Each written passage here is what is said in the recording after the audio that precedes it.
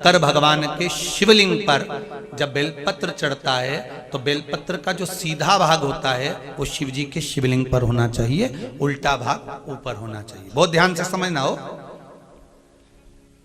जब नंदीश्वर को बेलपत्र चढ़ाते हो, नंदी जो बाहर होता है उसको बेलपत्र चढ़ाते हो, तो नंदी को दो जगह बेलपत्र चढ़ती है, आपको ध्यान में होगा।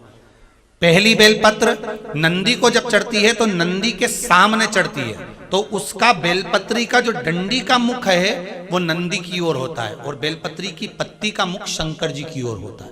समझ में आ रहा है सबको? डंडी का मुख, जैसे नंदी ऐसे बैठा है तो डंडी का मुख नंदी की ओर होगा, पत्ती का मुख शिव के, और ये सीधी की सीधी नंदी के सामने नीचे रखा जाती है, नंदी के सामने। और एक बेलपत्र जब नंदी के ऊपर चढ़ती है तो डंडी का मुख शिव जी के ऊपर होता है और इस पत्ती का मुख नंदी के सिर पर नंदी की ओर होता है। ये दोनों में बहुत अंतर है महाराज।